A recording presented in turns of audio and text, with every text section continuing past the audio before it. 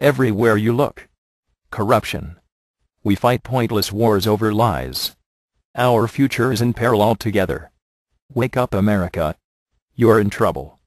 Martial law is already here. Expect an increase in military and police activity in the future. Wake up, America. You now under control by our tyrannical government. It is too late to complain. You should have complained at the beginning, when you had the chance. Now complaining will not make do. You have to rise up and expose everything. Wake up, people who are still in denial. The consequences of reality is here and now. Now it is time to get mad. I want you to get mad. This revolution will be the most chaotic and unprecedented in the history of mankind. The Civil War is here, America. Fight the elites. Learn to shoot a damn gun. Be ready what is to come. Do not miss 1 second of this video, as this is very important of any video. Spread the word. Burn it to a DVD, download it. Manipulate it, however. We don't care. We just need to spread the message out.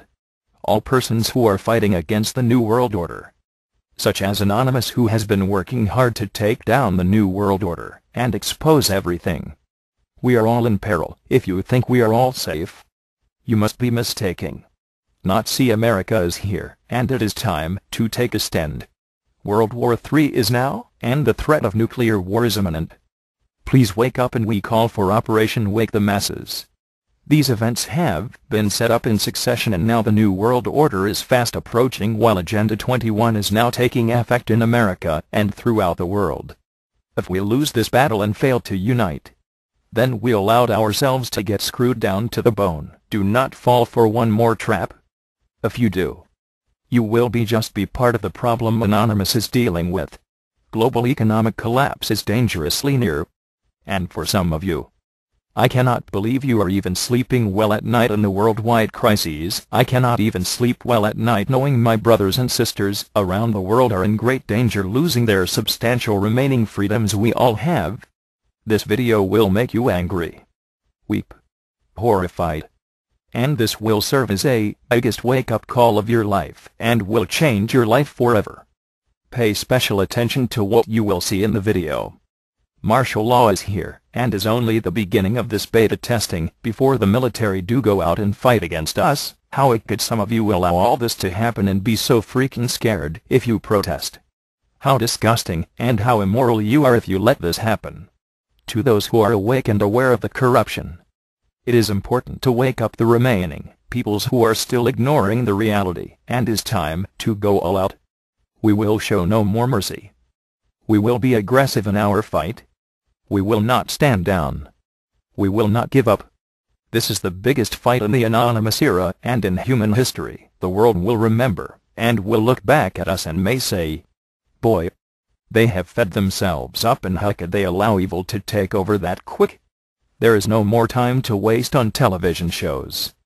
This is our future in peril here. If we stand down and do nothing, we will become forever slaves to these tyrants and the New World Order. Get armed. Get prepared. Get ready for the big one coming, and the big one is just at the door. When will you wake up? Realize this is what we are all facing together worldwide. Spread the message. Do not miss one bit of this video. Pay attention. We are Anonymous. We are Legion. We will never forgive tyranny. We will never forget what they have did to us. Too late, Illuminati. To even expect us. And time. For you and your puppets. To die. And to be banished forever. Hi everybody, this is Lisa Haven, and I've got some pretty bad news that I have to share with you guys today. But here's our headline for starters. It's huge new Army military document exposes, and I mean all out exposes, their martial law plans and their FEMA camp plans that they have set for the Southwest. This is huge. This was a recently classified document, and parts of it may still be classified. This has been the unclassified document, but it has recently been unclassified, and it reveals basically an 8-week training course, and it's called I have it written down here, Jade Helm, or Jade Helm, H-E-L-M. I'm going to go through it with you guys in a moment. But this particular exercise is specifically taking place in places like Texas, Arizona, California, New Mexico, Nevada, and Colorado. These are the particular states that they're focusing on. And some of them they have even labeled as hostile. This is a huge red flag on so many levels. We all know the internment and resettlement document. If you haven't studied that, I highly encourage you guys to Google it. I've done quite a few videos on FEMA camps and the internment and resettlement document, not to mention the civilian labor camps, which are also a part of that. And I'll dive into some of that towards the end of the video. But for now, I want to dive into this newest document because we're in hell over high water. This is what it is. And I hate to say this, but this is some of the biggest news that I have covered yet, and probably the most dangerous. And it's not a whole lot of pages, so let's just dive right in. All right, so here we are on the document. It's titled U.S. Army Special Operations Command, and as you can see, it's been unclassified. Now, this is a request to conduct realistic material training, which they're calling RMT. That's what it's going to be referenced in the future. And it's Jade Helm 15, Jade Helm 15. And this is put out or put together by the U.S. Army Special Operations Command. What is the purpose? They're very clear on this. The commander of the United States Army Special Operations Command, or the USASOC, seeks a written invitation and approval from local officials to conduct realistic military training within jurisdictions for joint military exercise, which they're calling JH-15. So basically, they're asking permission, and I do believe they have it, to go ahead and go forward with this realistic training. Now, first of all, why would we need some kind of realistic training here in America and in our own soil and with civilians? People are going to dress as civilians on this thing, as you're going to see. The only reason for that would be martial law implementation, or, you know, rounding up a FEMA camps. There's a lot of reasons, but to make it realistic and to make it real, this is kind of the idea here. So what is, and here's where they get in a little more detail, but what is realistic military training? It says RMT is training conducted outside of federally owned property, meaning they want to use on our own soil outside of their own stuff. The RMT process is designed to ensure proper coordination between the Department of Defense representatives and local and regional authorities. It includes the following measures: risk assessment, medical and communication plans, MOU, MOA, and licensing agreement, including role players, legal review, ID of training staging areas, role players, airfield drop zones, for crying out loud, landing zones, letters of invitations behind from local officials, coordination with local, state, and federal law enforcement, meaning this is our military working with our PD, our local PD, our fire department, or whoever they need to work with to conduct things on our own soil. This is huge. It goes on. Let's move on to the next page. What is Jade Helm? Jade Helm is a challenging 8-week-long joint military and interagency unconventional warfare exercise conducted, here's the 6 places: Texas, New Mexico, Arizona, California, Nevada, Utah, and Colorado. 7, excuse me, I failed to mention one earlier, but 7 places, which you're going to see in a moment that they're labeling some of these places as hostile on this particular drill, and there's reasons for that that I'll get into.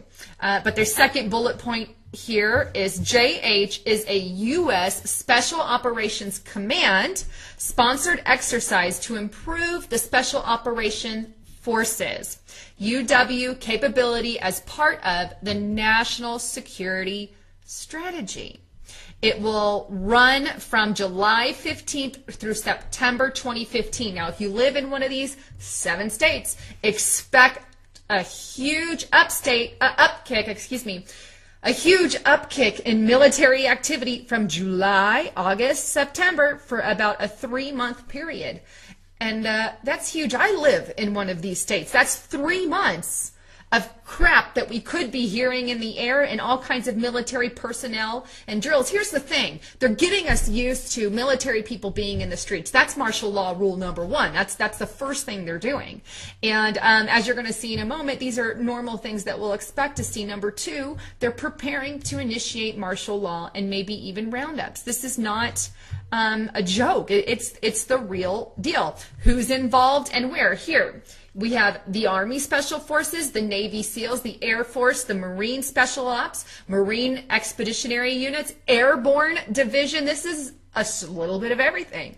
Exercise locations. Here's their locations. So if you live in one of these counties, or I think some of them are town. We have Caldwell as a county. Some of these are, San Antonio, a city. But here we go. Bastrop, Smithsville, Big Springs, Caddo Lake, Caldwell, Cristobal, College Station, Del City, and College Station, Texas A&M is in that area. El Dorado, Golad, I might be butchering that, Junction, Leakey, Menade, Mountain Home, San Angelo, San Antonio, and Victoria. So if you live in one of these counties, of which I actually grew up in one of these counties, so have a lot of contacts there. I'll definitely be keeping information on that. But there they go. They're going to be running them all around there. And so beware if you're in those areas and get ready for some action. Now here, this is pretty, this ticks me off. I'm sorry, I don't know how else to put that, but I'm rather upset. Here is where they actually list in red and blue and brown and light brown different hostile areas. For this particular example or drill that they're doing, they have listed Texas and Utah as hostile. Let me think about that for a moment. Probably the most pro-gun people live in Texas. Texas is very patriotic. They wanted at one point to secede from the Union. Texas has a lot going for them. A lot of patriots, a lot of Christians in that area. Why would Texas be targeted? Specifically for that reason. There's a lot of patriots there. And this is one that they've listed as a hostile area as an example to the drill that they're going to be doing right here. And then they go even further and they list Utah. Anybody guess why that's in red? I have one. Mormons. Mormons are they teach against things like what the government's doing. They're big preppers. Okay, Mormons don't mess around. They don't agree with a lot of stuff that the government is doing, and the government knows that. This is why Mormon area has been targeted. Utah, Mormons, Christians, and we have Texas. We have Christians and patriots, both labeled as hostile examples that can be used. Now, the reason that they're actually labeled as hostile, and I'm gonna go there and then I'm gonna come back. It says here, it says, why Texas? Okay, yeah, good question. Why Texas? Why is it hostile? And I'm going to read this in a moment, but before I jump ahead on that, let me just explain some of the other states because it's going to tell you in a moment. But here they have permissive California and Nevada and Colorado, and then they have uncertain about New Mexico. Maybe they're friendlies, maybe they're not. And then they have Arizona leaning friendly. I'm not quite sure why Arizona is leaning friendly, but they have it labeled as such. But these are their different labels and different stations that they have around for a reason. Now moving on. Why is there red here? Why is this hostile? Why is this hostile? Good question. That needs an answer. Well, here's what they give.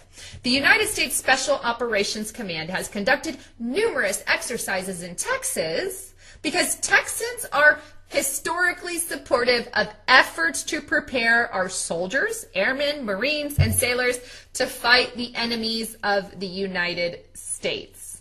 Huh. That's funny. So basically, they're going to use Texas because Texas is supportive of our soldiers, airmen.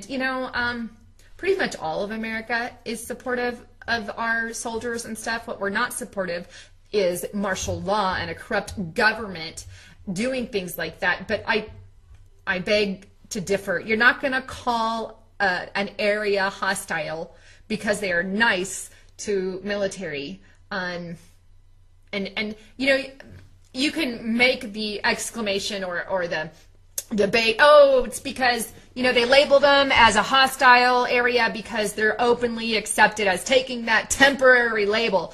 Whatever, that's not the case. We all know that Texas is very anti, you know, what's going on in the government, and they're very pro-gun, and the government is very against gun.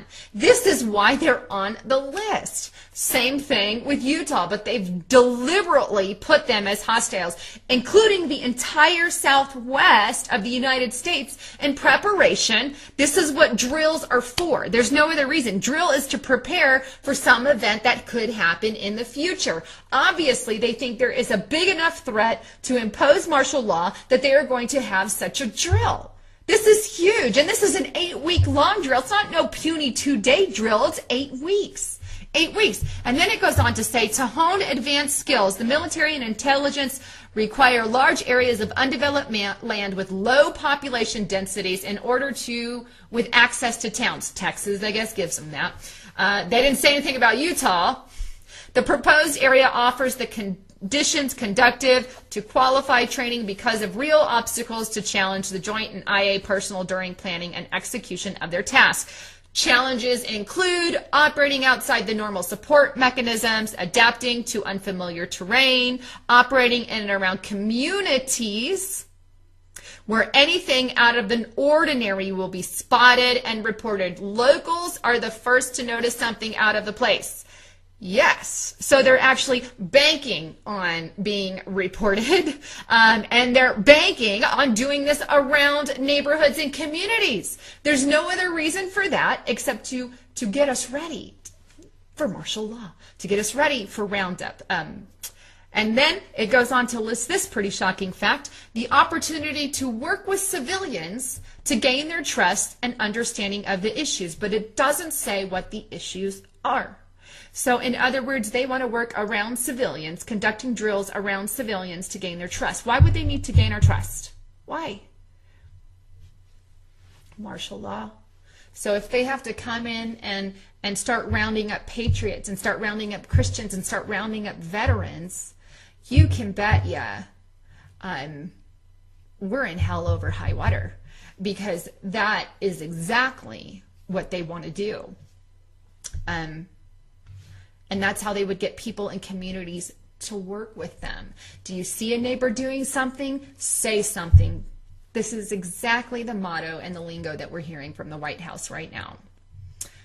Moving on, it says that 1,200 service members will participate in the drill, including support, opposing force personnel, training unit. Anticipate minimal physical impact on any given area due to the large area of operations. Interesting. Funding identified for this portion of the exercise will go straight into the economy. Oh, look, it's good for the economy. And its estimated economic impact, except for the $150,000 price tag, but I guess that's what they think they can bring the economy, is how I read it. So there you go.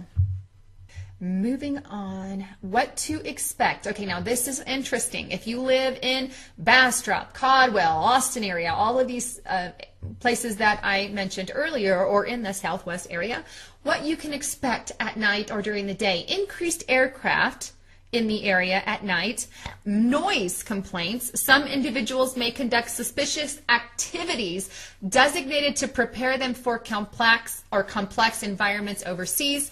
Local LEOs are fully aware of the exercise. Local footprints will be 60 to 65 personnel.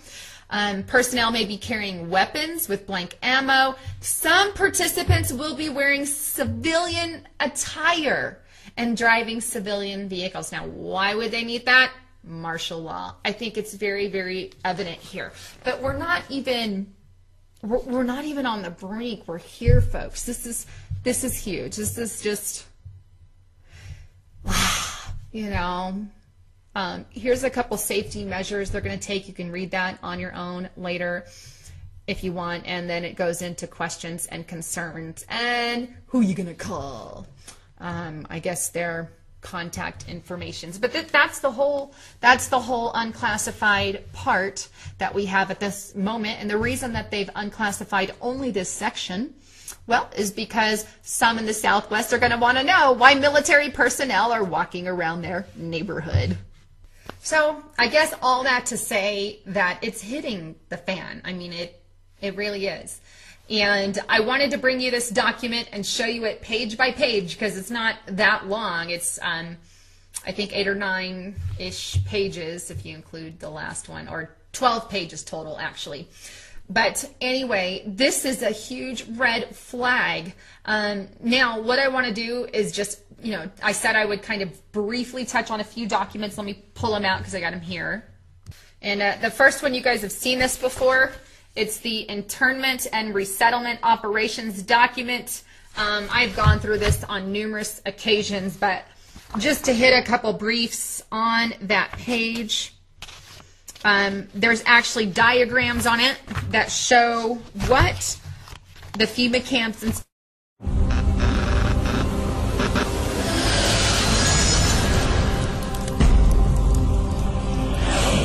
Hey, what's up guys? Gons here for the Face Like the Sun YouTube channel.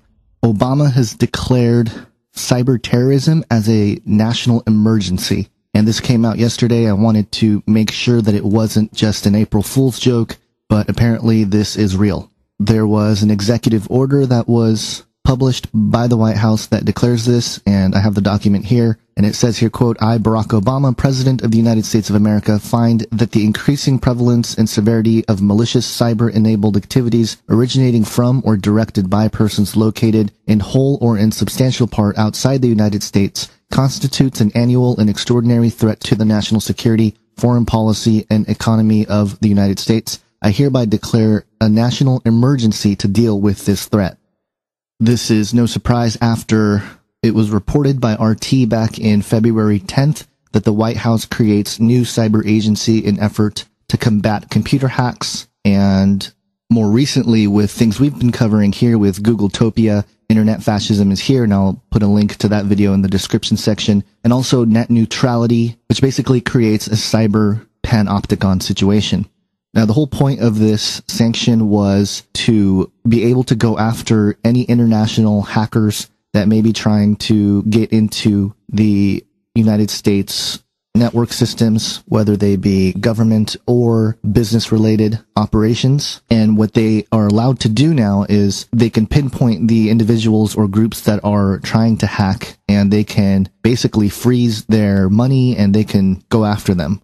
So to get a better grasp of this, there's an RT article that came out which kind of summarizes the whole thing. And the article quotes Lisa Monaco, who is a Homeland Security advisor to the president. And she is stated as, quote, by freezing assets of those subject to sanctions and making it more difficult for them to do business with U.S. entities, we can remove a powerful economic motivation for committing these acts in the first place. And she went on to say, with this new tool, malicious cyber actors who would target our critical infrastructure or seek to take down internet services will be subject to those costs when designated for sanctions. Now again, this just sounds like they're lock and step in the agenda of trying to lock down the internet and control it as much as they can and have legal jurisdiction to do so. And the article actually points out one of the concerns here, which is sanctions or secret spilling. And it says here, quote, given that the executive order authorizes action to be taken against entities accused of assisting deliberate activities accomplished through unauthorized access to a computer, though concerns have already gave way regarding the possible use of the directive to censor foreign news and outlets depending on how their source material has been obtained. Marcy Wheeler, an independent national security reporter formerly with The Intercept, wrote on her blog on Wednesday that there is the possibility that the administration might use the executive order to target foreign entities that disclose secret documents if they happened to be acquired in a method that doesn't cut the administration's mustard. So it just gives them more power to allegedly go after some of these malicious hackers.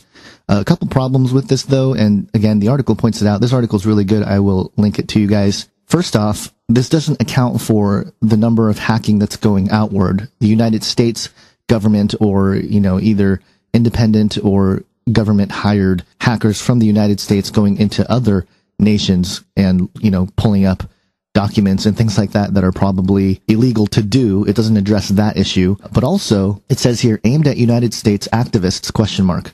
Andrew Weave Aurenheimer, a 29-year-old computer hacker who was sentenced to prison for disclosing a security vulnerability that affected AT&T and Apple, added that the administration's latest order may be ineffective given the realm in which cyber actors operate today. And he states, quote, the measure would have been something to pass in the 90s when technologies for irreversible currency transactions didn't exist. As it stands, this is just going to hasten the advance of Bitcoin's adoption of criminal enterprise. Courts cannot seize Bitcoin without seizing the keys, which are held in countries hostile to United States enforcement arms. Obama's administration continually attempts to give the impression they're fighting foreign cybercrime, but every single indictment seems to be aimed at United States activists. I was falsely imprisoned by the Obama administration and tortured for legitimate and lawful public criticism of his corporate allies. Before passing more regulations, his administration should do their duty of making amends to me for the terroristic violence it performed upon me. So there you go. The concern is not just this national threat to America, but just within our borders, people that may be trying to get into government documents and things like that. If they hack or if they are exposed in some way, they are able to go after them, and they're trying to control the distribution of information. I mean, this is pretty clear that that's what's happening. You wouldn't declare a national emergency if there wasn't some sort of reason to allow the White House to go after individuals or groups that may be threatening to them, you know, because ultimately when they do stuff like this, they don't have necessarily the best interest of the Americans in mind. They have the best interest of the corporate government in mind.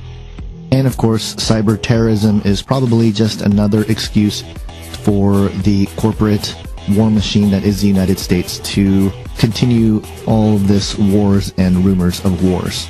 So I will leave links to a couple of these articles in the description section so you can do your own research on this. But I wanted to bring to your attention that the agenda continues to lock down the internet, and this is just another step. They're fighting crime at the expense of your freedoms. Thanks for watching, guys. God bless. Welcome to the Basic Video Show. I am your host, Ted, from beautiful Chico, California. Well, we have a crazy day going on right now. We have Obama declaring a national emergency because of Russian plutonium being sold and enriched. And also we have the Brits supposedly having special forces on the ground invading Syria right now. There's supposedly massive gunfire. And this is just a crazy day. So we have a brink of World War III, and then we have Obama trying to clamp down domestically to blame the Russians. Because the Russians are going to protect Syria because that's one of their allies, along with Iran. It's just a crazy day. But no matter what, we have to look at this and say, Obama has declared a national state of emergency, basically putting all control under his offices. Because we have the Obamacare vote coming up, and we have the Fast and Furious vote against Eric Holder coming up. And what better time when you're losing it all to throw all your cards on the table and say, hey, I'll just declare a national emergency and just call it a day. I'll forfeit everything. I'll forfeit Congress, and you can't say nothing because I'm the dictator-in-chief. At the same time where all of his programs are falling apart and he's being exposed for different catastrophic whistleblowing events every single day. We have cops calling in on the Alex Jones show nearly crying, saying that there's supposed to be exercises in St. Louis to confiscate guns and that they might need Amer coverage from the military. We have all this going on, and we have the financial collapse of Europe. Really, what is not going wrong right now? Do you really feel safe in your house? I feel safe in my house. I don't live in fear.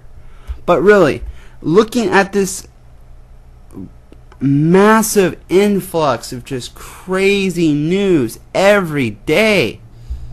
The average person, if they didn't know what was going on, if they started just all of a sudden pay attention, they would be running for the hills. They'd be sitting at grocery stores buying 100 gallons of water at once and just hair on fire. We have George Soros coming out trying to say that the euro's falling apart when we already know that. We have bank downgrades. But the real issue at home is we have the Obamacare vote coming up, and we have the contempt charges against Eric Holder, which Obama declared that they can't look at it. So why you waste your time if I can just come in and say, nah, you're not going to look at that. I don't want you to look at that right now. I want you to focus on this. If you don't look at it, everybody will get a music card. Don't look at the evidence for Fast and Furious. You'll get a free car and music cards and plush bunnies. I'll give everybody tens of thousands of dollars right now if you just don't look at the evidence. But the evidence is there in black and white. He says he didn't know about it, but he was saying straight up and on the news talking about it. These guys are all guilty as hell, and they need to cover up their crimes somehow. What better way than declare a national emergency on something that totally does not relate to national security when Russia is in the news basically screaming at Obama saying, "What the hell are you doing, you psychopath?" Remember last week when everybody was saying, yeah, Putin gave Obama a tongue lashing for like 20 minutes. Yeah. And then next week, what does he do? He declares a national emergency against Putin. While Putin is in Israel, there's British forces on the ground trying to go after Syria. It's just a crazy day, and we need to dissect this and really take a hard look at this and say, why is he blaming Russia all of a sudden? Why is he saying that he is declaring a national emergency over something that Russia is doing, when a national emergency basically relates to what's going on the United States actual soil itself? Because this plutonium-grade, missile-grade plutonium is being sold to Japan and a couple other countries, but does not relate to what is going on here. What is going on here is that there's been reports of military on the streets with tanks and basically doing exercises all over the country. And at the same time, we have a total financial meltdown going on here. We have record unemployment. We have cities that are starting to declare bankruptcy, such as Stockton is starting to talk about that right now. We have just a total financial meltdown, and it's just one thing after another. We have a very strong chance, if the Justice Department would step up, to be able to impeach our president at any given time. But the problem is we have the Justice Department protecting the president because the Justice Department is wrapped up with the killing and murdering of cops and hundreds of innocent civilians. So the people that are supposed to police the system. Good evening, everybody. President Obama and British Prime Minister Gordon today calling for a new world order to tackle our global economic crisis. It's been a long time coming, but tonight, because of what we did on this day, in this election, at this defining moment, change has come to America. All right, folks, there's a lot going on right now. Decisions being made that are unprecedented and will have an overreaching impact on what it means to live in the United States of America. Both the Senate and the House of Representatives have just overwhelmingly passed the National Defense Authorization Act. Squeezed into this military funding bill are two provisions that give the military not just lots and lots of money, but lots and lots of power as well. A new generation of surveillance drones could soon be watching us all. The Federal Aviation Administration is expected to announce plans to expand the use of domestic drones in American airspace. Well, get ready to look up at the sky and see drones hovering above. As of now, unmanned aircraft could only be used by military airspace and by certain law enforcement agencies. But this week, Congress passed a bill that would allow for commercial and private use of the drones. I have two words for you: predator drones. You will never see it coming.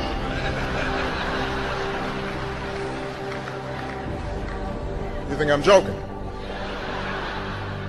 We're shopping and dining over Thanksgiving and maybe watching some football games. Big government Republicans and Democrats were busy shredding the last vestiges of the Constitution.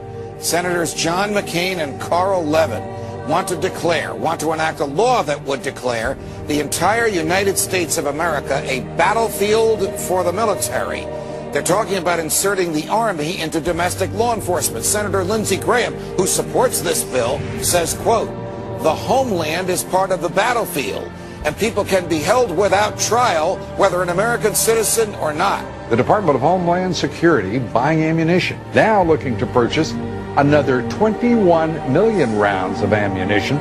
This in addition, of course, to the 1.6 billion rounds that Homeland Security has bought in just the past 10 months.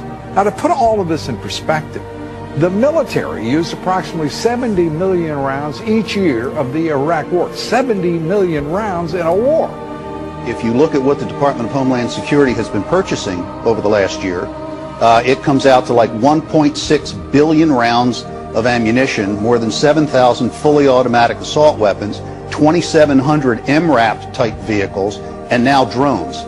Those are instruments of war.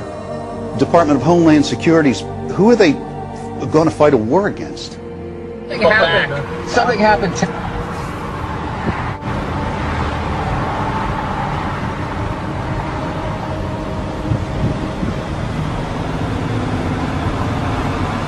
Robert Whitaker, the Tactical Supervisor for El Paso SRT for Homeland Security Investigations.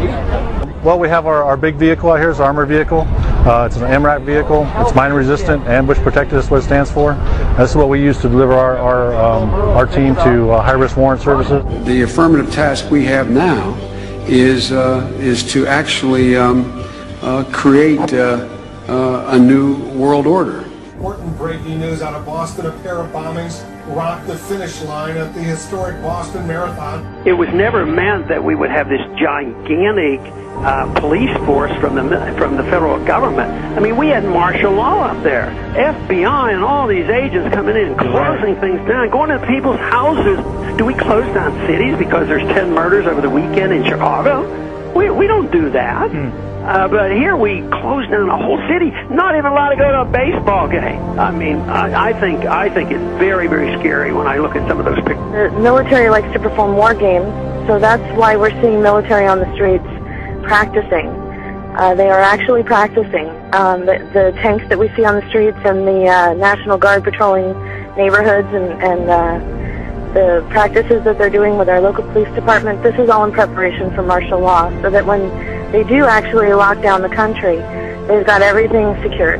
But I think what we're starting to see, for anybody who is objective at all, is we're seeing a totalitarian system now unveil itself. And ever since essentially 9/11 happened, it's been more and more of these draconian measures that are leading us right down the road to martial law. Particularly to hear President Obama claim the power to keep people in prison indefinitely with no charges against them, no conviction, no sentence, just imprisonment.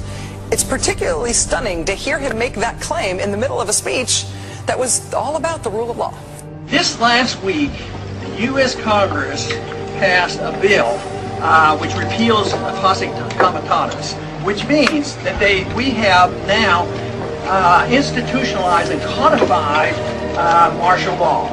Right now, the battle against terrorism involves all of us. Everybody in this country is a potential terrorist.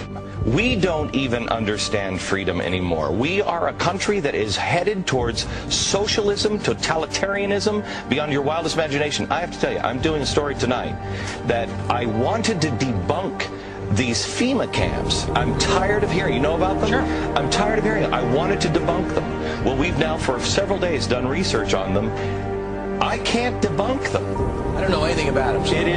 It is our government. If you trust our government, it's fine. If you have any kind of fear that we might be headed towards a totalitarian state, look out, buckle up. There's something going on in our country that is ain't good. And they find a little red dot or a little blue dot on their mailbox, and they wonder what the little red dot and blue dot is. Well, it's marking your mailbox by the government, so when foreign troops come in here on us after martial law, but if you have a blue dot, they take you to the FEMA camps being built by Halliburton right now to house 50 million Americans. They're building enough concentration camps in America by Halliburton. So I'm going to tell all of you, if you have not bought ammunition, if you have not bought guns, go get them now. Go get them now, because you won't be able to get them much longer. Change has come to America. Practice Christianity and you could be court-martialed. That could be the new law of the land for our armed forces, thanks to a proposal by a religious tolerance group that claims Christian evangelists are predators. Is a war on religious liberty within the military, and that the Christianity of service members is now coming under attack by the Obama administration. It's so incredible. Here's a new article by Kurt Nimmo that's got links to Fox News, Denver papers, you name it. The state police have gone public and said, we're in federal training now where they're asking us, will we confiscate guns from Christians? Now, do you understand how even more illegal that is? Behind the scenes, they're training for what can only be called a foreign authoritarian takeover of this country via the federal government and the foreign banks. Here's the article. Colorado troopers trained to consider Christians as dangerous terrorists. Absolutely amazing. And it's all bibliographed. It's all linked to it being announced, to it being reported.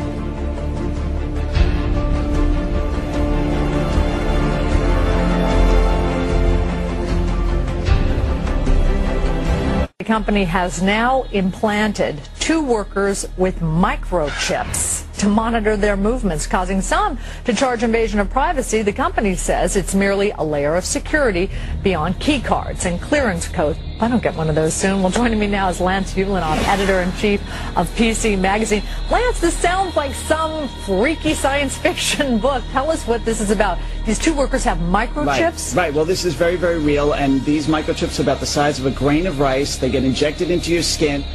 Film. Humans injected with a tiny chip holding the key to all of their private information. But as you're about to see in our CBS 46 investigation, it's not fiction. In fact, it's being marketed in Georgia as life-saving technology. Life-saving technology.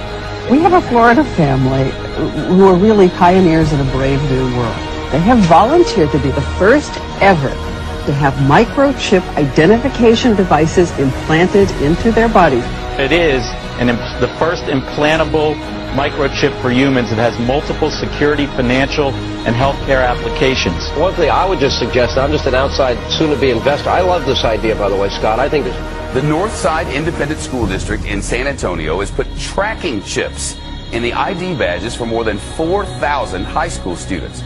Well, it looks and sounds like something out of the future, but a new palm scanning device will help Bossier Parish schools keep better track of what children are eating at. The electronic device will be implemented at all Bossier Parish schools.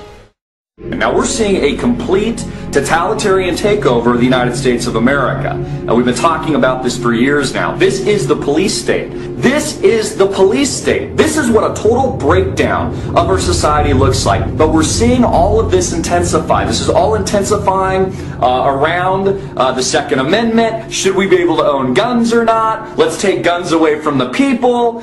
These are very big, very hardcore issues. No matter what your purpose is, you must leave. If you do not disperse, you may be arrested and or subject to other police action. The use of riot control agents and or less lethal munitions, which could cause risk of injury to those who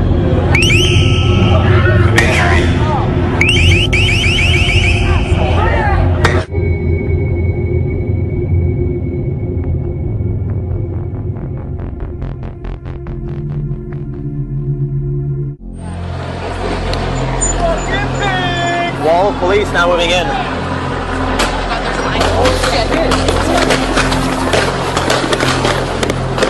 American, every person on United States soil or international soil can be deemed as a terrorist. If they have really any reason to want to detain you, they don't need to acknowledge your Fourth Amendment rights. It's what supported things like the Patriot Act and now the NDAA and the ever-encroaching police state. By order of the City of Pittsburgh Chief Police, I hereby declare this to be an unlawful assembly. I order all those assembled to immediately disperse. You must leave the immediate vicinity. Urban military training exercises are becoming an increasingly common sight in many U.S. cities.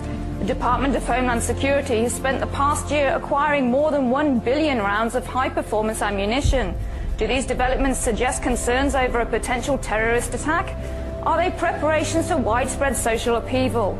Is there perhaps something even more sinister underway? There's an insider at the Department of Homeland Security who described urban warfare training as, quote, desensitizing exercises all across the US, adding that, quote, we're being prepared for mass civil unrest in major US cities.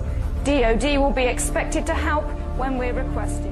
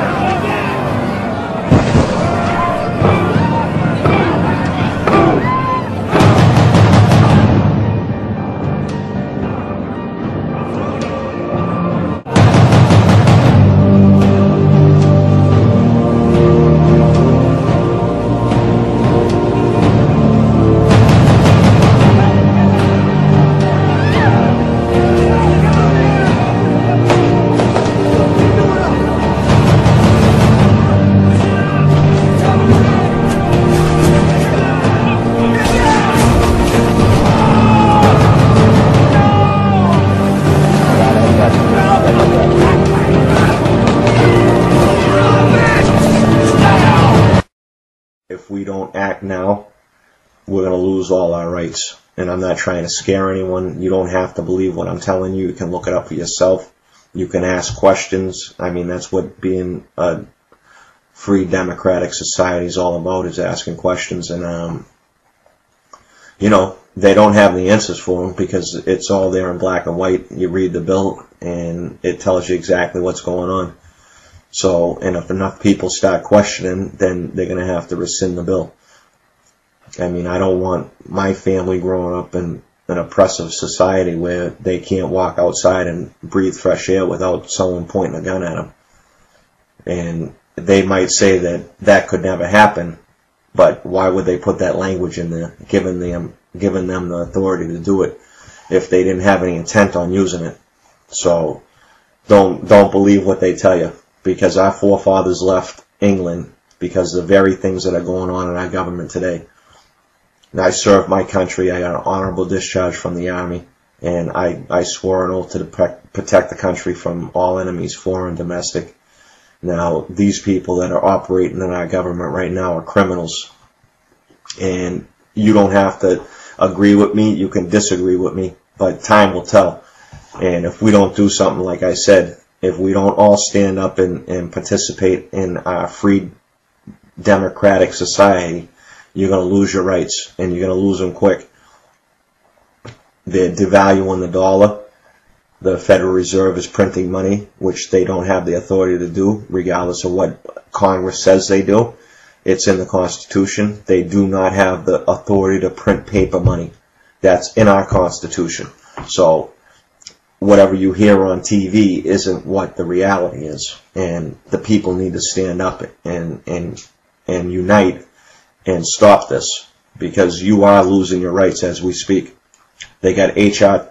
2749, which is a Food Safety Act, and this affects the entire country, which gives them the authority to shut down a geographical area, meaning a state, a whole state, if they want to, under the guise of contaminated food.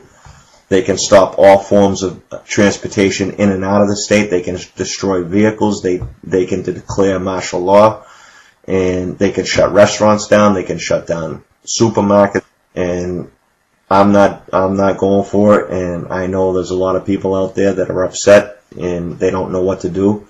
But I'm telling you right now, all we have to do is unite, and we'll be a force to be reckoned with. Because generally speaking, the people are on the side of the winners. Meaning, if there's more of us than there are of them, then people are going to be on our side. They're not going to be on their side.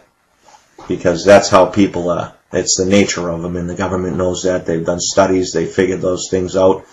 And that's why they put all these hot-button issues out there to distract people, so they argue amongst themselves, like race and abortion and terrorism and healthcare and God only knows what else. They got you all distracted, arguing amongst each other while they're all fucking robbing us. Excuse my language, but I'm pissed. So, getting back to the issues, I'm not going to get into everything, but we have a lot of problems in this country, and it's been since the beginning of time.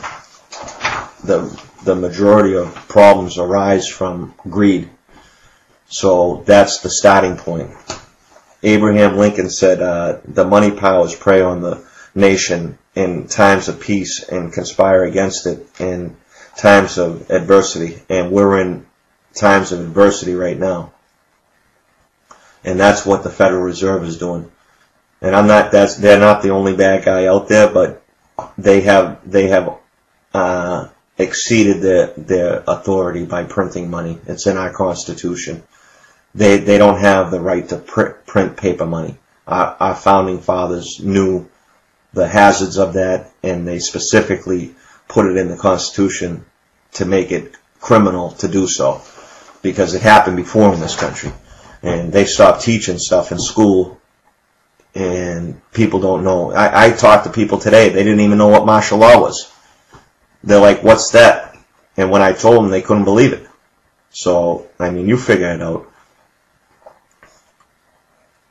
I mean, people have to wake up, and it's unfortunate, but we're at a point right now that if people don't wake up, they're going to lose everything that they fought for and struggled for all these years, and not to mention all the things that our forefathers fought for and died for this country. So I don't want that coming down on my back, and I'm sure that you don't want it coming down on yours. So when everyone realizes that they've been duped, they're going to be pissed. And that's why they put all these laws in place, so that when people do realize, it'll be too late for them, and they won't have anything to say about it because they'll be locked up or shot. Because if you open your mouth against the regime, that's what happens to you. Just ask Saddam Hussein's people. And I'm not saying that we're living in one at this particular moment, but we're heading fast towards it. So and I'm not the history teacher, that needs to fall on your shoulders. You need to do your own reading. You need to get involved and start contacting your representatives and putting pressure on them, because one person can't do it. It takes a village to raise a child. You heard that expression. It's true. It takes a village to like elect a leader, and then it takes a village to watch that leader and make sure he doesn't go power hungry.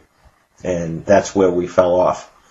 We were out watching football or basketball or baseball or going on the beach or talking on the internet or texting each other, whatever the case may be, arguing about healthcare or abortion while they're robbing.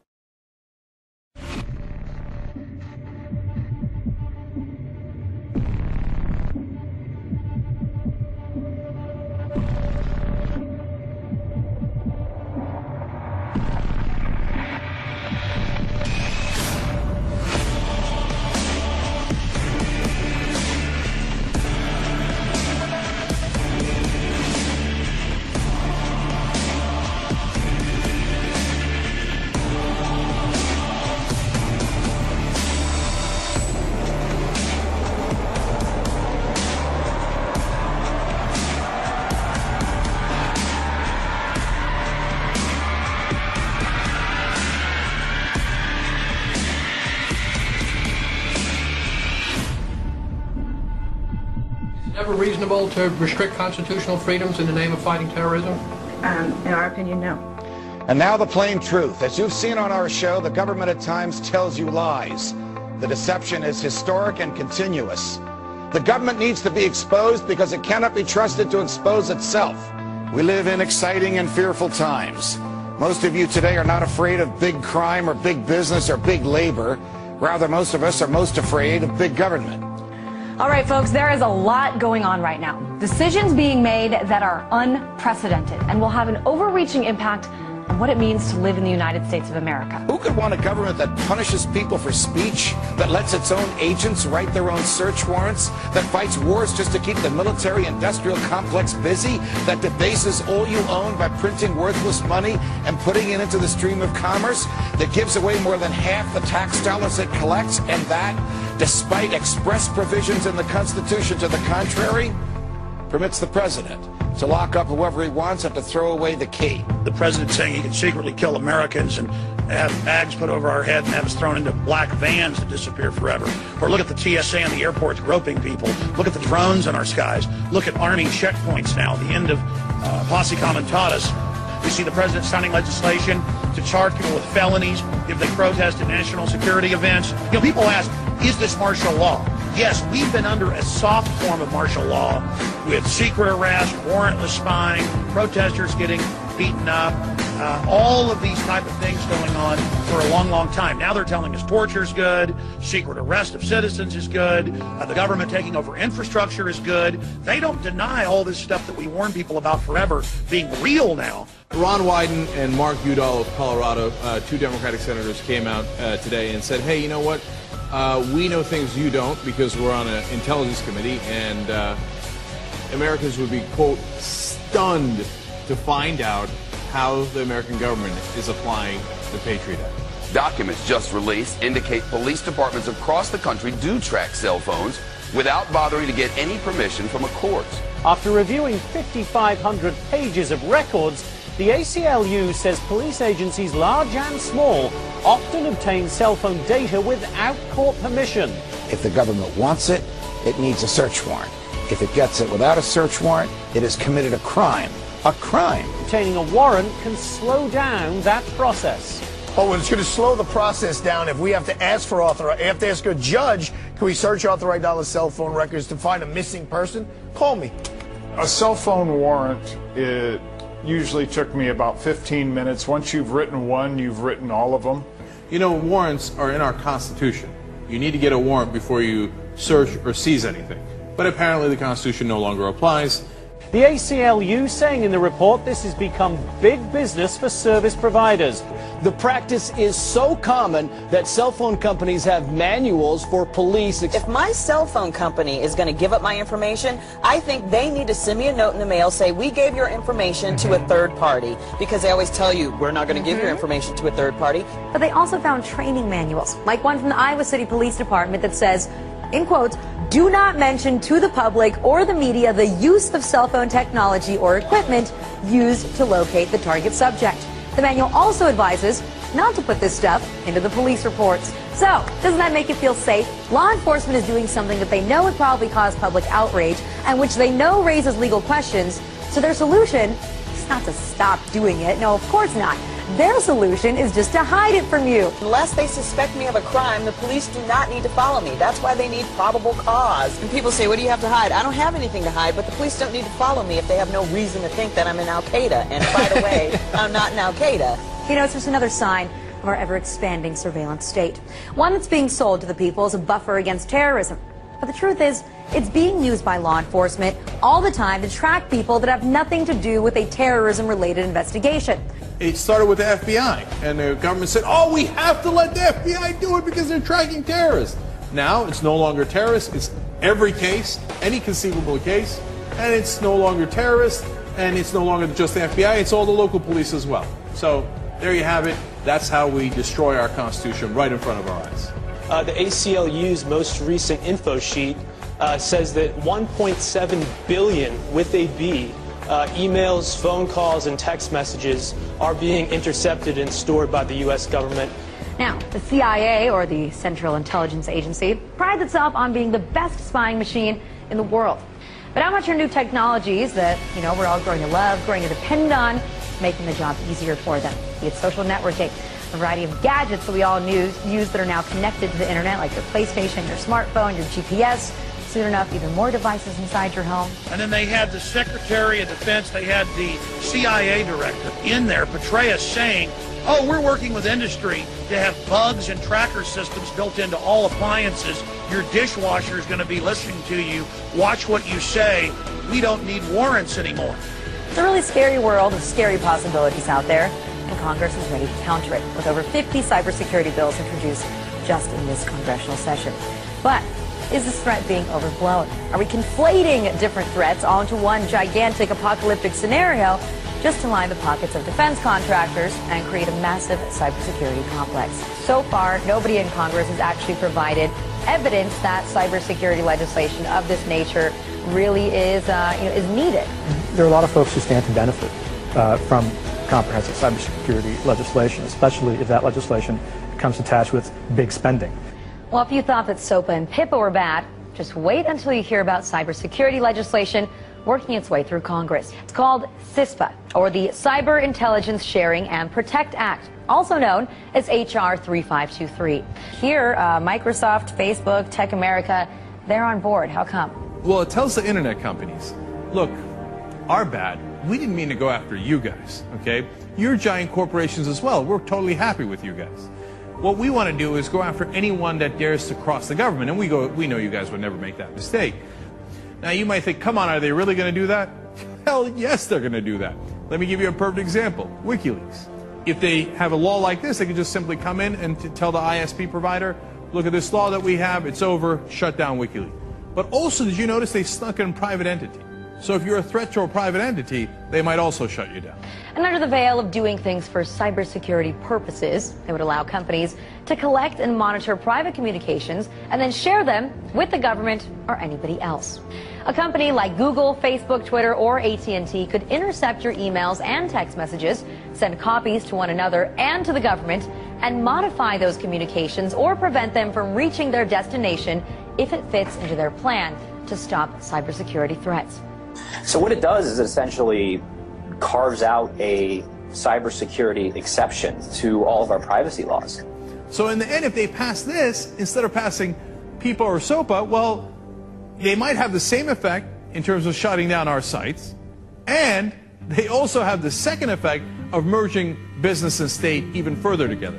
I'm afraid that I'm a little pessimistic on this one. I said that we could win on SOPA. I accurately called that one. Why? because we had huge corporations on our side. Facebook, Google, etc. Now we're on our own. And without those guys backing us up, good luck to us.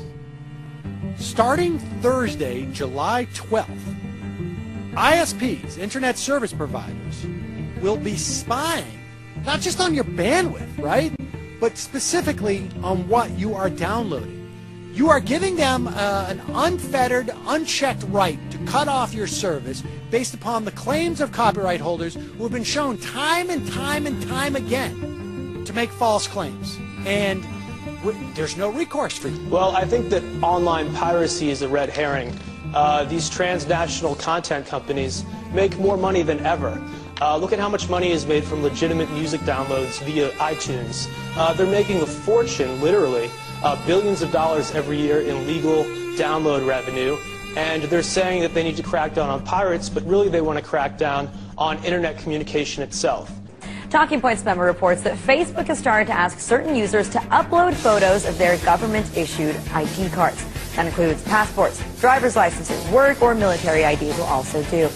And these documents indicate that the Department of Homeland Security has been spying on us on Facebook, and they're looking for specific words. And some of the words that they're looking for on our profiles includes marijuana, right? So I'll give you an example of some of the, I guess, words that set the alarms for the Department of Homeland Security. Drill, all right, drill, exercise, airport. Exercise, okay. Well, why don't you just go ahead and waste all of our time and our money going after that? Airport, drug, narcotics, cocaine, and marijuana. But once you create these things, they grow out of control. They do. And Big Brother just keeps on rolling on. I mean, we live in a police state at this point, with the police enforcement spying on innocent people without absolutely no probable cause. This is just another example of that. Not only is your every move on Facebook now being posted for your friends to see, but Facebook might still be watching even after you log out. Sure. So over the last few decades, we've increasingly come to entrust third parties with our private data.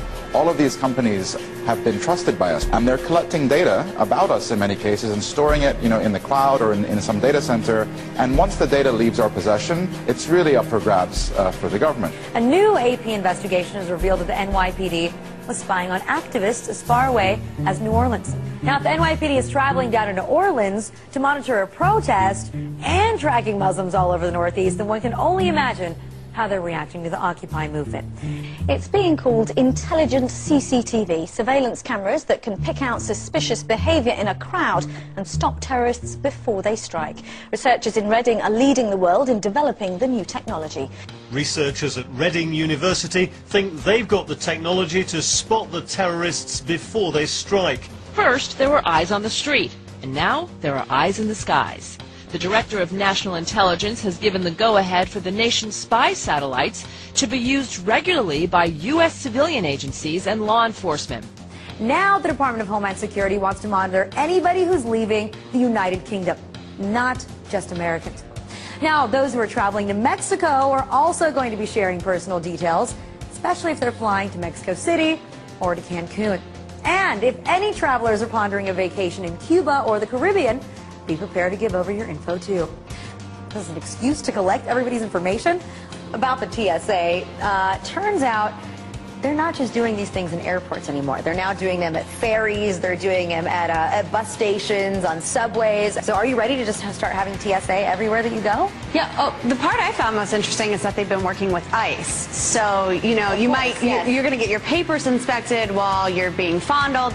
We have a $2 billion data center being built out in the Utah desert to spy on American citizens. It's NSA's newest and biggest surveillance program. It's called Total Information Awareness. The program targets all kinds of electronic information from around the world. So this includes emails, tweets, texts, phone conversations, you name it, from U.S. citizens. It's being called the biggest spy machine ever. It's just going to get bigger. They're just going to use these resources in new ways. To be specific,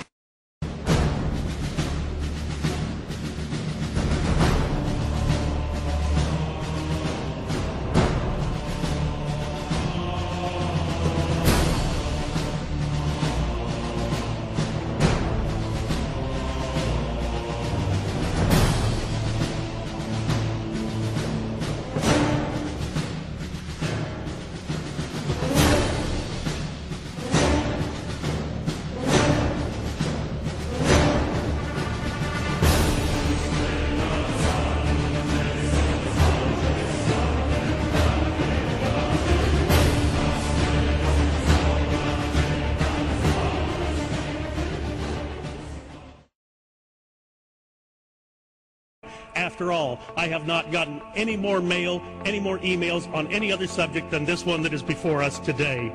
Mr. Speaker, I understand we're under martial law as declared by the Speaker last night. Many of us were told in private conversations that if we voted against this bill on Monday, that the sky would fall, the market would drop 2,000 or 3,000 points the first day, another couple thousand the second day, and a few members were even told that there would be martial law in America if we voted no. They say trust us. Trust us, the people who brought us Katrina, to be competent in face of a disaster. Trust us, the people who brought us warrantless wiretapping and other excesses eroding our civil liberties. Trust us. Maybe the plan just really doesn't exist, and that's why they won't show it to us. If you live in the heartland of America, you have to listen up. While the nation was distracted with the Anthony Weiner drama, President Obama signed an executive order that will seize greater power over food, fiber, and energy in our vast countryside areas. Why would Homeland Security be involved in exerting power and influence over the heartland? The aims of the White House Rural Development Plan sound eerily similar to a UN plan called Agenda 21, where a central planning agency would be responsible for oversight into all areas of our lives, a one world order. Sound familiar? You say that would mean that we the people, the United States Constitution, would be circumvented at the altar of this one world what?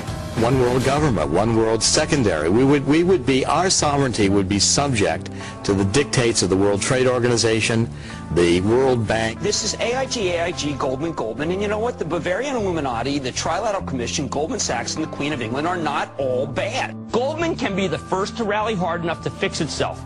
I call it a virtuous circle that makes the stock even more attractive. Oh, by the way, I am part, just like when I was playing with an open hand, I am part of the powerful cabal of ex-Goldman associates that controls the world. We economic hitmen have created the world's first truly global empire. And it's the first empire in history that's been created primarily without the military. Out of the ruins, something new will take seed. I want to believe that we can not collapse, but change. And the whole world can change, and the whole world economy. And I think we have a really good shot at doing that. I really think he's going over there to try to create a one world order. God forbid this even that this happens in our country. Our country, as we know it now, will no longer exist. The thing that worries me the most is this health care bill, and why I'm scared about it. It's not about the health care. It's about the provisions that are in that bill. One is that if this thing passes, the government will have the right to come into our home and regulate how we raise our children. What's happening is we are now in a state of martial law and war globally. NDAA, National Defense Authorization Act, that Obama has called for and signed, stipulates that even American citizens can now be targeted by the military, picked up, and imprisoned indefinitely without civilian trial, thus throwing out our due process, our habeas corpus clauses. So we are now in the state of martial law. Everything is now creating conditions for a total war state. I mean, McCain called for the whole America becoming part of the so-called battlefield. America is now a battlefield. The whole earth is a battlefield. When law enforcement roam the streets, leveling guns at the windows of homes. Yeah, you sent us this picture. That's a problem. Shows a guy in the gun turret pointing right at somebody's window. We had lots of examples of that in New Orleans when they brought in the National Guard. This is after Hurricane Katrina. And Mayor Nagin said, "Well, I've declared martial law," and then he can't. He can't. That has to be the Congress or the president. Let's explain what martial law means. Well, martial law just is very simple. It means you're under the responsibility of the militaries. They declare martial law or whatever state of emergency. The police already have special powers. There are only two ways to do things in life: voluntarily or forced. Only government police officers, for example, have the right to use force on others. They can detain us, jail us, shoot us if they think it's necessary. That's why it's important that we have this, the Constitution. But the police don't always respect this. Like most people, they're happy to acquire more power and money. Does the government work for us, or do we work for the government? How has the United States changed from a humble, peaceful republic into a police state? Have you ever noticed that the government always claims that when it does these things, it does so in the name of safety? When is the last time you heard the government give, as a basis for its behavior, personal freedom? The slow transformation into a military police state. We now have police dressed like Army Special Forces, driving armored tanks and holding assault rifles, the sight of which alone is enough to terrify innocent people into submission. The militarization of local police departments is not only changing the way peaceful communities once looked, it's also bringing the battle mentality to our neighborhoods. We may not see police as a threat to us now, but when peace officers are geared up like soldiers, they'll eventually act like they're going to war. Who could want a government that punishes people for speech, that lets its own agents write their own search warrants, that fights wars just to keep the military-industrial complex busy, that debases all you own by printing worthless money and putting it into the stream of commerce, that gives away more than half the tax dollars it collects, and that, despite express provisions in the Constitution to the contrary, permits the president to lock up whoever he wants and to throw away the key? Whether you believe that we are the highest order of natural selection, or whether you believe, as I do, that we were created by God in His image and likeness, you know in your heart that these natural yearnings, as St. Thomas Aquinas and Thomas Jefferson called them, are our natural rights, are a part of our humanity, and cannot long be denied us. And yet, they have been denied. America, the greatest losses to our freedom have come not from someone attacking us, but from the government ignoring the Constitution and the majority letting them get away with it. And we should make the government afraid of us. Afraid of us. Because as Jefferson reminded us, when the people fear the government, there is tyranny. But when the government fears the people, there is liberty.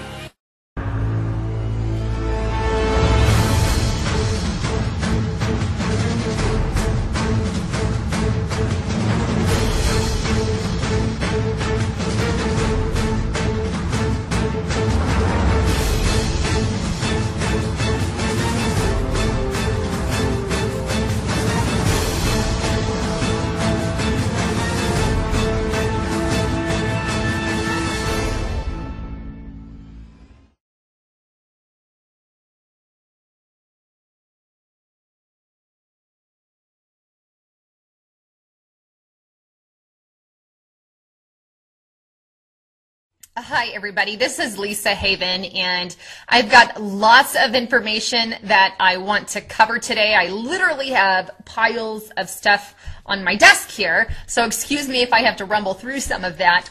But I've got various things that I want to cover, but to hit it kind of in a nutshell as far as the topic, I would say that it's the globalist agenda that has been in play for years. This isn't something new. It has been in play for even decades.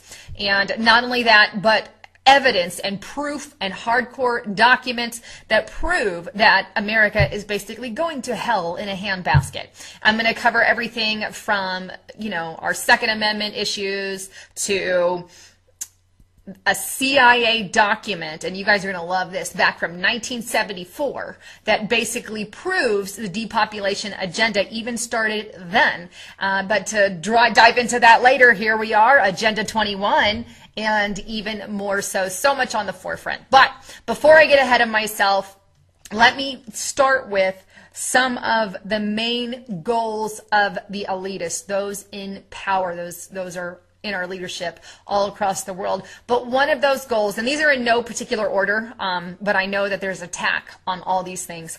The first one is control of the internet. This is a major goal right now. We all know that net neutrality just got passed or put through by the FCC, and that is basically making the internet into some type of utility. And this is a major issue because, as we're going to see in the future, that's just one small step to taking away the rights that we currently have on the internet. And basically what they're doing with the net neutrality is they're fixing a problem that doesn't exist. Why are they doing that? Because they want control. They already have control of major parts of our life, and they're already stealing control through companies like Facebook, who shares information, and Google, who also, collects data on everyone. Both of those are very tongue-in-cheek with our government.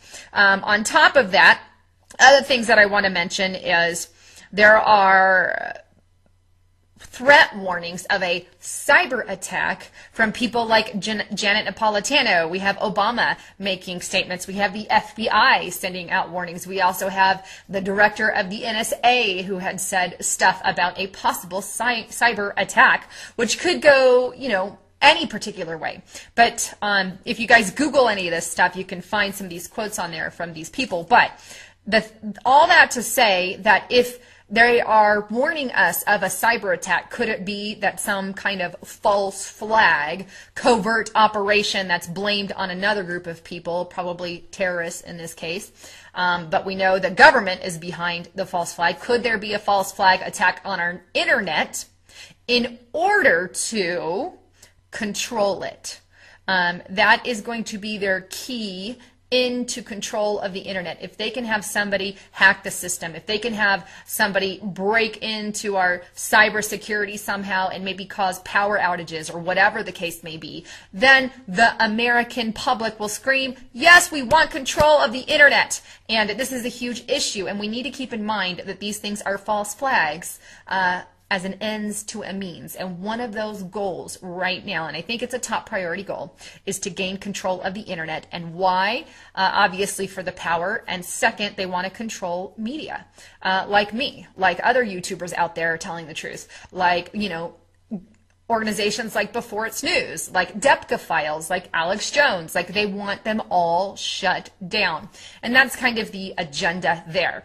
Another goal, and I'm going to actually show you some clips here, because if you want to check out anything on net neutrality, just check out my YouTube videos on that. But the second goal is gun confiscation and killing, basically, really, you know, killing our Second Amendment rights. This is a huge thing with the White House right now. We know recently Josh Earnest, the White House secretary, or the White House press secretary, excuse me, he made a statement about guns recently. And let me just play that clip for you real quick. So give me just a sec. All right. Believe that there are some common sense Whoops, steps let me we can take. Start that over. Kind of started in the middle. Okay. The president has long believed that there are some common sense steps that we can take. Common sense. And when I say we, I mean the federal government, including Congress, that we can take to ensure that we're protecting the Second Amendment rights of law-abiding Americans, while also taking some common sense steps to prevent people who shouldn't have guns from getting them. We're talking about an ATF proposal that's being considered through its standard process, and it's open now for public comment. And that we are looking at additional ways to protect our brave men and women in law enforcement.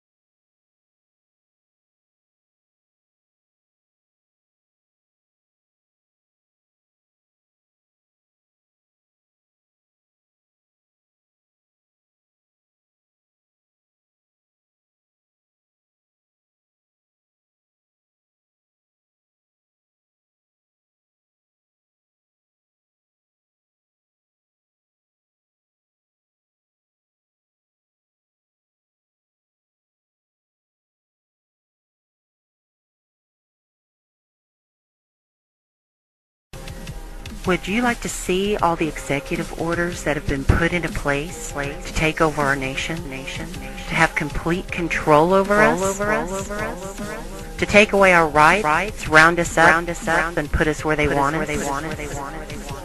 Here we go. Executive Order 10990 allows the government to take over all modes of transportation and control of all highways and seaports. Executive Order 10995 allows the government to seize and control the communication media. Executive Order 10997 allows the government to take over all electrical power, gas, petroleum, fuels, and minerals. Executive Order 10998 allows the government to seize all means of transportation, including personal cars, trucks, or vehicles of any kind, and total control over highways, seaports, and waterways. Executive Order 10999 allows the government to take over all food resources and farms.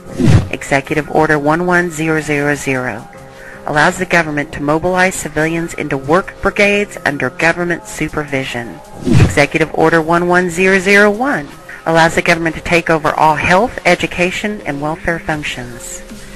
Executive Order 11002 designates the Postmaster General to operate a national registration of all persons. Executive Order 11003 allows the government to take over all airports and aircraft, including commercial aircraft. Executive Order 11004 allows a Housing and Finance Authority to relocate communities, build new housing with public funds, designate areas to be abandoned, and establish new locations for populations. Executive Order 11005 allows the government to take over railroads, inland waterways, and public storage facilities. Executive Order 11051 specifies the responsibility of the Office of Emergency Planning and gives authorization to put all executive orders into effect in times of increased international tensions and economic or financial crisis.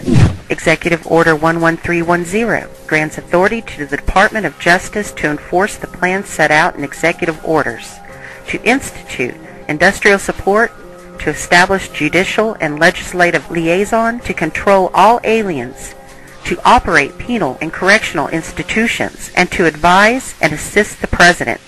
Executive Order 11049 assigns emergency preparedness function to federal department and agencies, consolidating 21 operative executive orders issued over a 15-year period.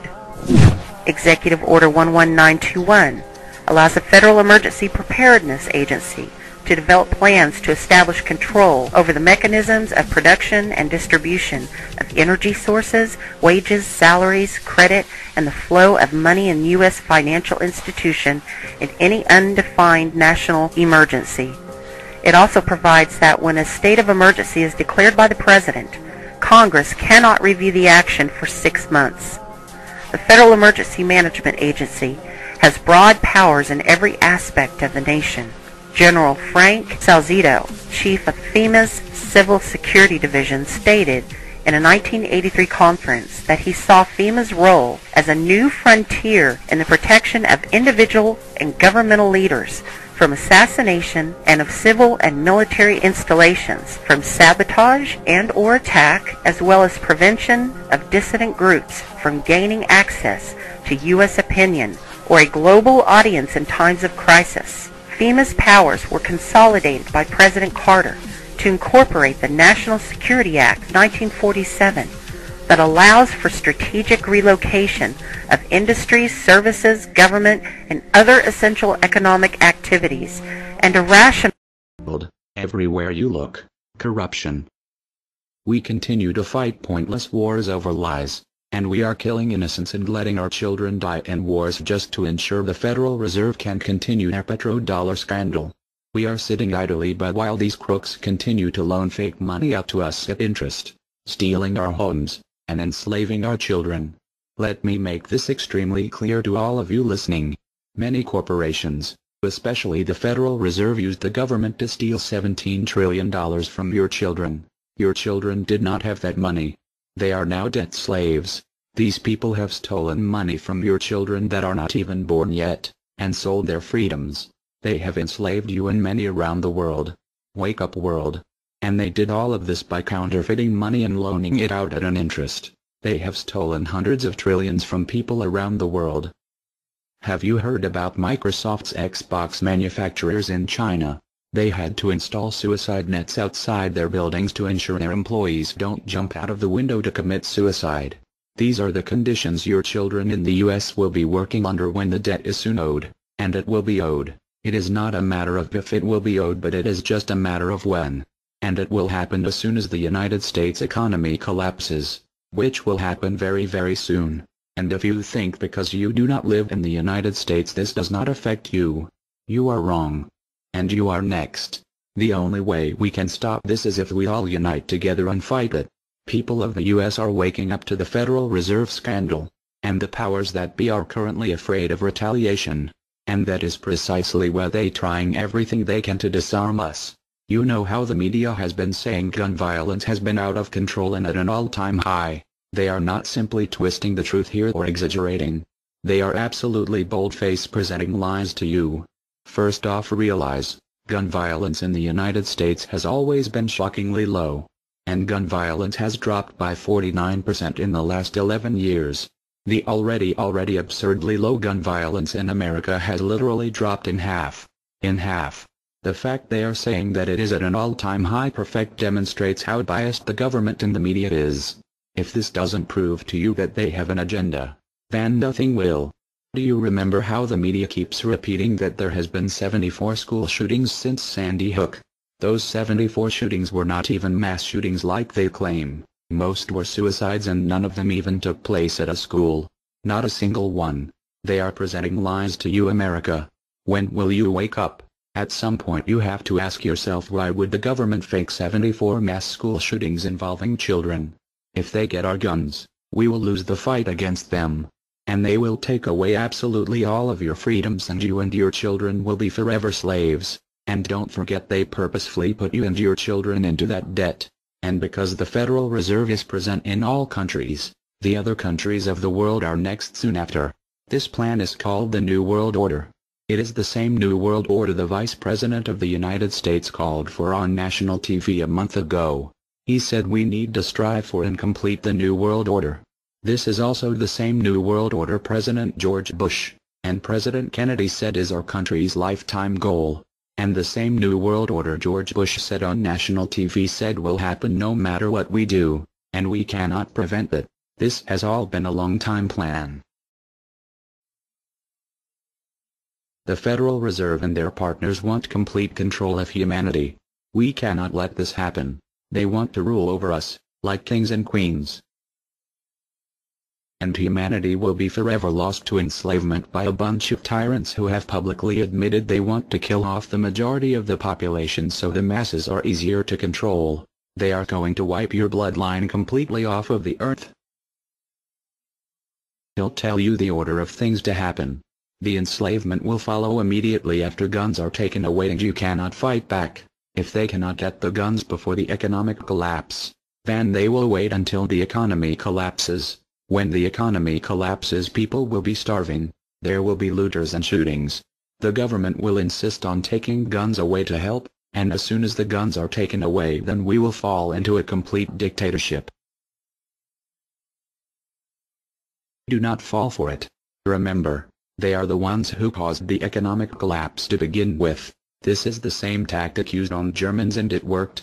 So expect it. As soon as the economy collapsed and the masses were starving, the German government asked the people to give up their rights and they listened. And then eventually the government was throwing the naked masses into giant burning hot ovens for mass execution. Do not give up your rights. Do not give up your guns. Fight back, as they were the ones who caused the problem. Just so you know, the people who are behind this Federal Reserve scam and New World Order are the same ones who funded Hitler's campaign. Make no mistake, these people are as brutal as Hitler himself, even more brutal. In fact, now we are going to show you some. Assuming America grows some balls and we win, we will need an overall plan. We have come up with a perfect plan. This plan offers extraordinary possibilities. It will make for the most beautiful and free world you can ever imagine. If we are successful, we can leave a much better for our children. A beautiful world. Watch every minute of the rest of the video. Do not skip a single bit of it, as it is all important. If this one video gets out to and can change the world, this is your opportunity to make a difference. Please share this video. What you want with it, get paid for the views. We don't care. Just get the message out there for the world to see. Now sit back and relax, enjoy the movie.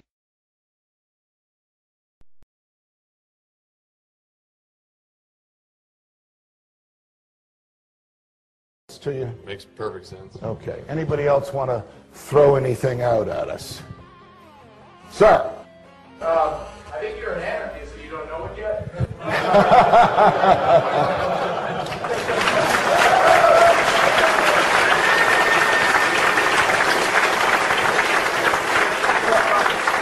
Do you hear me denying anything?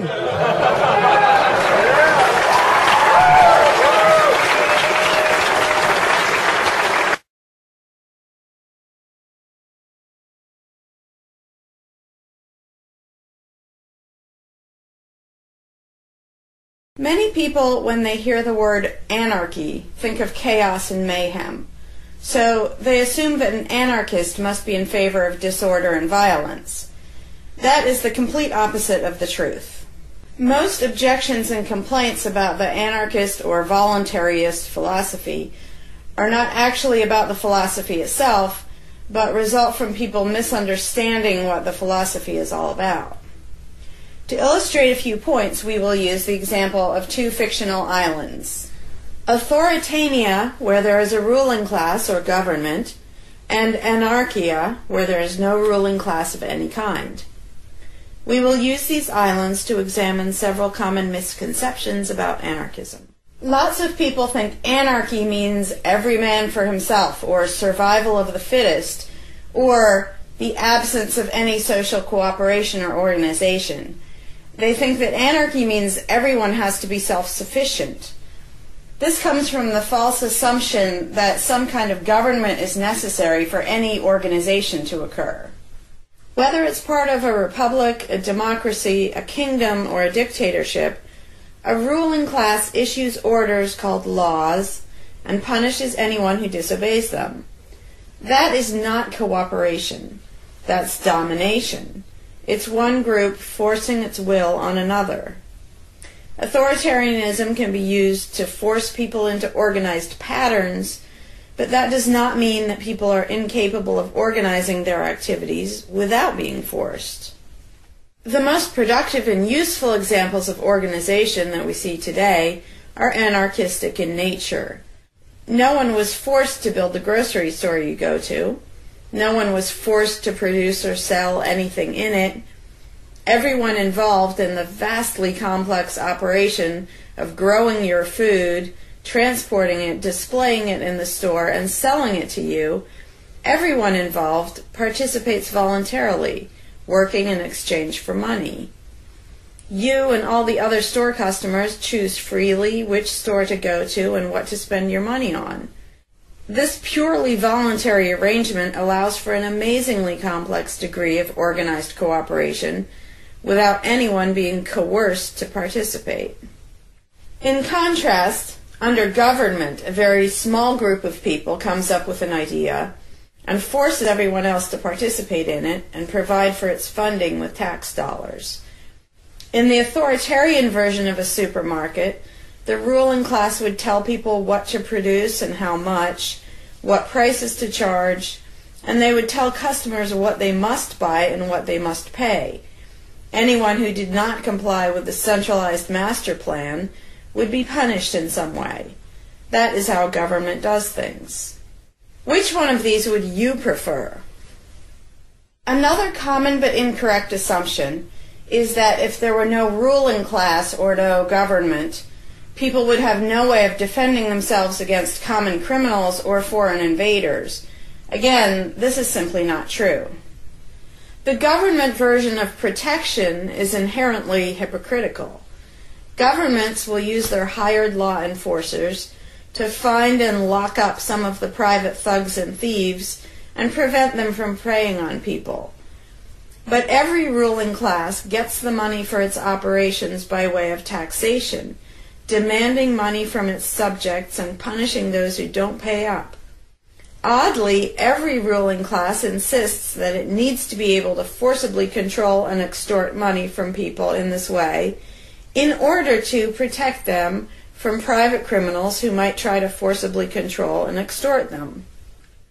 In contrast, if there is no government, people do not lose their inherent right to defend themselves from violence or to defend what they have from those who would take it. Every person has this right, and they also have the right to organize and cooperate with each other to exercise that right. Organizing for mutual defense does not require any government-granted laws or authority. No one wants to be attacked or defrauded, and everyone wants to feel safe.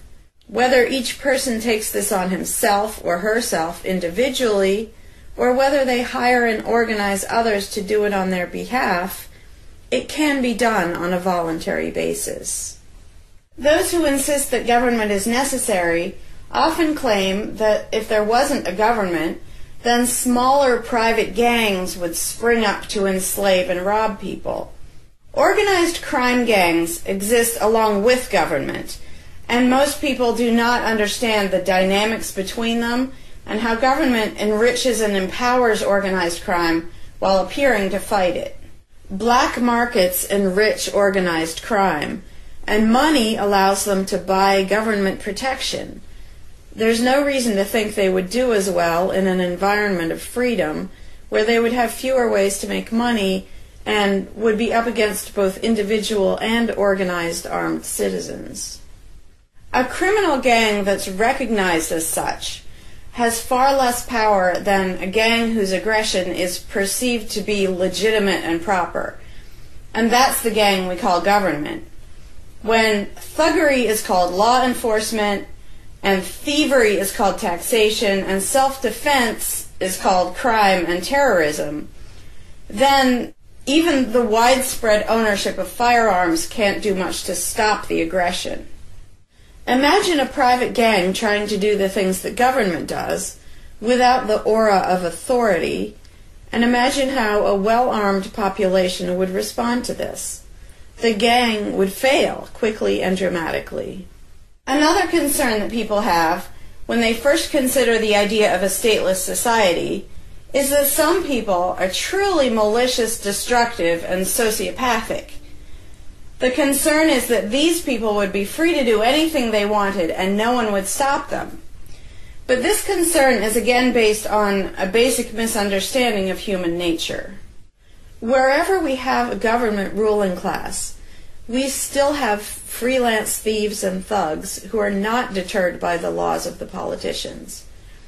In some instances, they're stopped by force by the police, or they decide not to commit a crime for fear of what the police might do to them.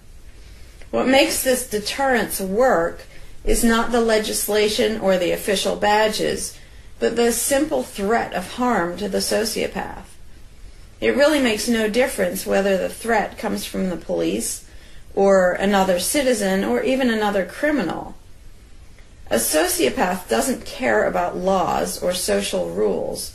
He cares about avoiding pain and hardship for himself. This is still true when a government ruling class is not involved at all. If the intended target of a would-be carjacker pulls out a gun, it doesn't make any difference to the carjacker whether that person has a badge or whether there's a law against taking people's cars. Discouraging nasty people from hurting others does not require special authority, only the ability to use defensive force. Ironically, though people hope that government will protect them, having a government, a gang which is believed to have the right to tax and control people, just creates one gang so big and powerful that normal people can't resist it.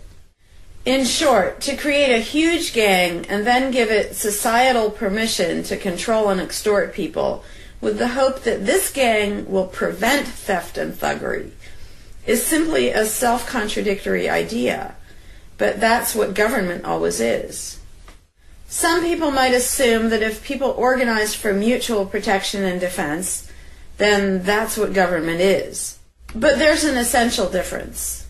People coming together to do something that everyone has the right to do, such as defend yourself, doesn't require any special authority. It's not government unless one group of people claims the right to do things which others do not have the right to do, such as taxing and controlling innocent people. Organized defense can be very effective without supposing the special right to rule over others. In other words, without being government. In contrast, governments rob the people they rule of far more wealth than private crooks could ever manage, making the idea of a protector government ridiculous. Another common objection to the idea of a stateless society is the notion that, if not for a group of lawmakers telling the rest of us how to behave, we would all behave like stupid, irresponsible, violent animals. This claim implies one of two things. Either we normal people have no idea what is right and wrong unless and until politicians tell us, or The only reason we want to do the right thing and coexist peacefully is because politicians told us to. A quick examination of your own motivations will show you that neither of those things is actually true. It's particularly odd to make this argument in a society where politicians are voted into power. If the people and are just stupid, violent animals, why does almost everyone want government to keep the peace and protect the innocent? Would a population of vicious, heartless, evil people try to elect good people to keep the evil people in line? Obviously not. The goodness and the desire for order and peace comes from us, not from the lawmakers we vote into office. The same holds true of everything that government does. If people are so short-sighted and selfish that they can't be trusted to voluntarily organize and raise money for whatever they deem important, then how can those same people be trusted to decide who should be in power? The implication is that the average person can't be trusted to run his own life, but can be trusted to choose someone to run other people's lives. Government is really not a civilizing influence. It's actually an uncivilizing influence. People who would never personally rob their neighbors constantly use the government to do it for them by way of taxation. People who would never dream of trying to control minute details of their neighbors' lives think it's just fine to vote for politicians to do it instead. Government gives everyone the opportunity and encouragement to rob and control other people without risk. So government, rather than serving as a check against the imperfections of our nature, instead drastically amplifies our greed, irresponsibility, and malice towards other human beings by giving us a legally acceptable and risk-free way to interfere with the lives and choices of our fellow men and women. Government brings out the criminal and busybody in everyone. In contrast, in the absence of a ruling class, people would lose their ability to ask lawmakers to interfere with their neighbors' lives. And we would not have law enforcers who could avoid responsibility for evil deeds by claiming that they were just following orders. Throughout history, far more theft, assault, oppression, and even murder has been committed by those acting on behalf of a supposed authority than by anybody else. Even basically good people, when they believe in government, will condone things or do things which they know would be wrong if they did them on their own. Most people know that theft and assault are bad, but they imagine that controlling their neighbors and forcing them to spend their money on things they don't want is perfectly moral and legitimate when it's done by way of the political process. Wrong becomes right when it's called taxation, legislation, regulation, and war. Anarchists know better. They know that human society will never be perfect, but it would be a whole lot better if evil deeds were committed only by genuinely nasty, sociopathic people rather than being committed wholesale by basically good people who think that violent aggression is okay when it's called law enforcement. The fundamental principle of voluntarism is very simple. It's wrong to initiate violence against any other person, regardless of badges, laws, or alleged authority. The only time the use of force is justified is to defend against aggression.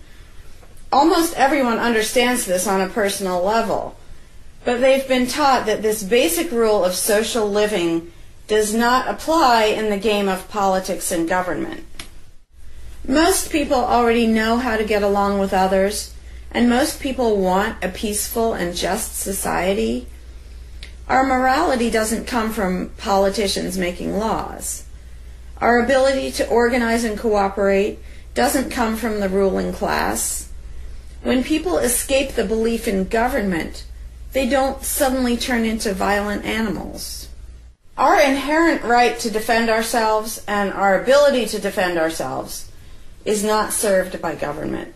In fact, It's threatened by government more than by anything else. Ruling classes do not produce peaceful coexistence, but rather perpetual conflict and violence. Our belief in government authority takes our compassion, virtue, and good intentions and turns them into power for people who crave power and riches. Of course, the people who benefit most from the political racket will put a good spin on the system and do their best to convince people that it's a social necessity. But ask yourself this: have the thousands of laws, regulations, and taxes imposed on you by politicians made you a better person? Have they made you more productive or more caring? Is the world better off with the politicians taking your money and telling you how to live your life? Or do you think it might have been better off if you'd been allowed to spend your own money and make your own decisions? Is society really best served by a small class of people forcefully imposing a centralized master plan on everyone else? Can the orders and threats of a ruling class make the world what it should be? Or would society be better served by human freedom and respect for individual rights, by voluntary cooperation and peaceful organization? If this second option sounds better to you, maybe you should learn more about anarchism. Some people dismiss anarchism as a utopian idea that would only work if everyone were generous and compassionate. Obviously, everyone is not generous and compassionate all the time. But these people need to look at the other side of the coin. If people are too stupid, greedy, and malicious to be free, aren't they too stupid, greedy, and malicious to be trusted with power over others? Whether people are inherently good, bad, or some of each, giving a person power over others is not going to make that person better. In fact, power has historically been known to corrupt people and make them worse, whereas the discipline imposed by the equal freedom of everyone else brings out the best in human nature. Most people today think that we need some form of government because they mistakenly believe that obedience to authority makes us all more civilized, moral, and peaceful. In reality, it has always done exactly the opposite. Everyone knows that governments can be corrupt, abusive, inefficient, counterproductive, even tyrannical. But most people assume that the way to fix that is to get the right people into power. People have spent centuries trying to create a good society using different kinds of ruling classes, different legal structures, different ways of choosing the rulers, and so on. But every governmental construction has resulted in freedom and riches for some, and oppression, violence, and poverty for others. What if, instead of deciding what the throne should look like and who should sit on it, all people of goodwill embraced the non-aggression principle? What if, instead of looking to a ruling class to impose our values on society, we embraced the concept of self-ownership? These principles are simple and easy, to the point of being self-evident, but they're diametrically opposed to the authoritarian principles that most of us have been indoctrinated with. Anarchism does not mean chaos and violence, or every man for himself. Having no government does not mean having no morality, no organization, and no cooperation. Simply put, anarchism does mean that no one is your master and no one is your slave. And that's all it means. Themselves have no moral code and no conscience.